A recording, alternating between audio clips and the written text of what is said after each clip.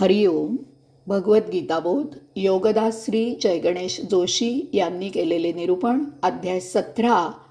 श्रद्धात्रय विभागयोग. ओम श्री परमात्मने नमः. अथ सप्तदशोऽध्यायः. जय योगेश्वर. परमात्म्याला नमस्कार.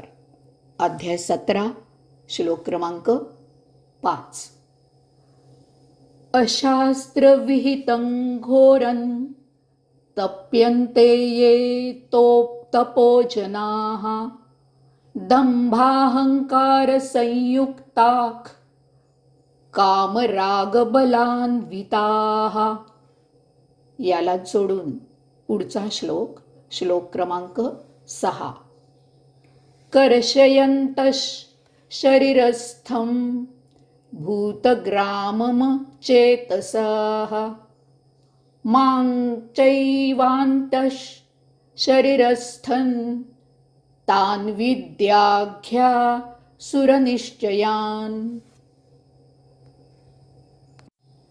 जे लोक शास्त्रविधी न पाळता शास्त्रविधींमध्ये न दिलेली घोर तपश्चर्या करतात ते दंभ, अहंकार यांनी युक्त असतात.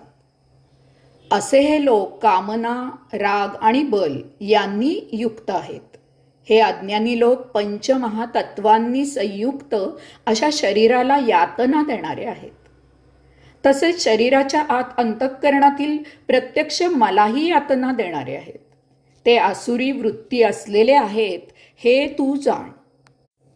अशास्त्रविहितं घोरं तप्यन्ते ये तपोजनाः.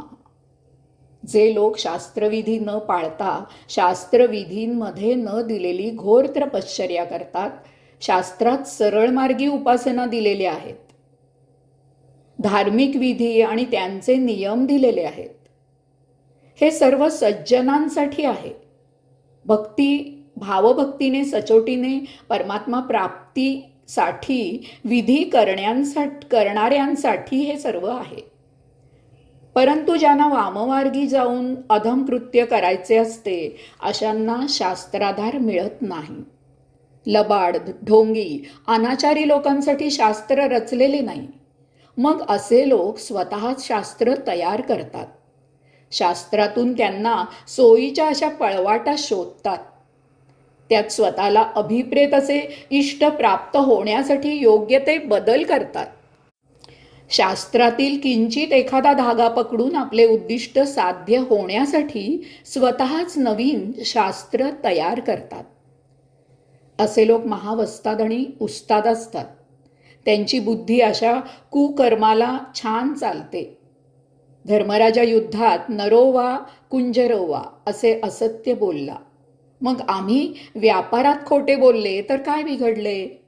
भूक अनावर झाली आणि त्यावेळी कोणतेच अन्न उपलब्ध नव्हते तेव्हा विश्वामित्र ऋषींनी कुत्र्याचे मांस भक्षण केले. मग आम्ही मांसाहार केला तर काय बिघडले? स्वर्गात देव अप्सरांचे नृत्य पाहतात, मद्य पितात.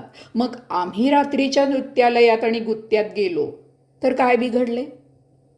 हे आणि असे स्वतःला उपयुक्त ते शोधून ते आपले कृत्य समर्थनीय करतात. त्यांना धर्मराजाचे धर्माचरण कळत नाही. त्यांना विश्वामित्रांची तपश्चर्या समजत नाही. त्यांना देवांची पुण्याई दिसत नाही. अशांना यासाठी बिनतोड उत्तर दिले जाते. ते ऐकायची त्यांची तयारी नसते. कारण दुष्कृत्य करायला बहाणाच शोधलेला असतो. दंभाहंकार संयुक्तान. ते दंभ, अहंकार यांनी युक्त असतात. भगवंत श्री पुढे सांगतात की असे लोक दांभिक, ढोंगी असतात, अहंकारी असतात. त्यांच्यात मस्ती भरलेली असते, मा झालेला असतो. ते कोणालाही जुमानत नाही. दंभ आणि अहंकार सर्वस्वाचा नाश करतो. जे जे म्हणून शास्त्राने निषिद्ध मानलेले आहे ते करण्यातच यांना फुशारकी वाटते.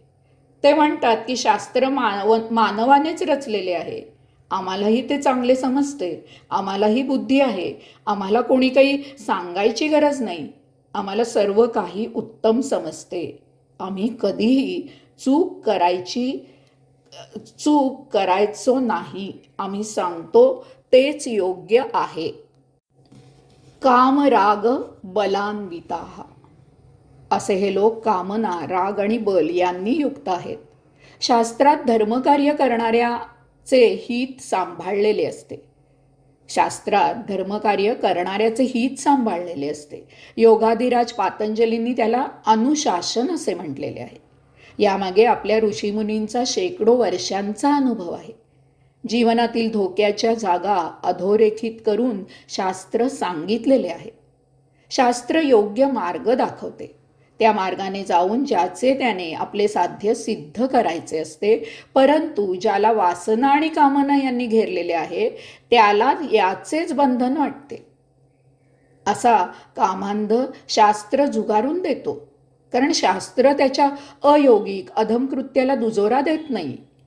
मदिरा प्राशन करणाऱ्याला मदिरा पिणे चांगले नाही असे सांगणारा शत्रू वाटतो आणि मदिरा पाजणारा परमात्मा वाटतो.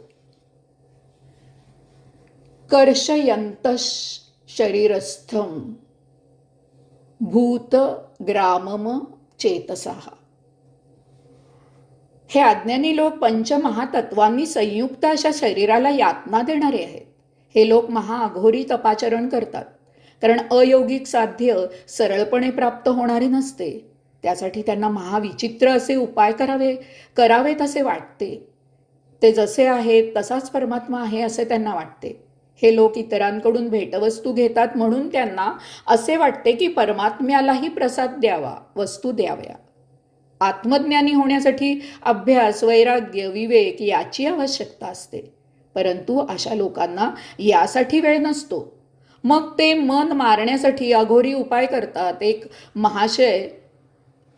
महाशय डोळे परस्त्रीकडे पाहतात म्हणून डोळे फोडून घेतात. कोणी हात वर करून किंवा पाय वर करून तपाचरण करतो. कोणी जटा दाढी वाढवून अंगाला राख फासून राहतो. कोणी काय वाटेल ते करतात. यामुळे त्यांच्या शरीराला महापीडा होते. अशाने परमात्मा कधीही प्राप्त होत नाही. परमात्मा या पलीकडे आहे.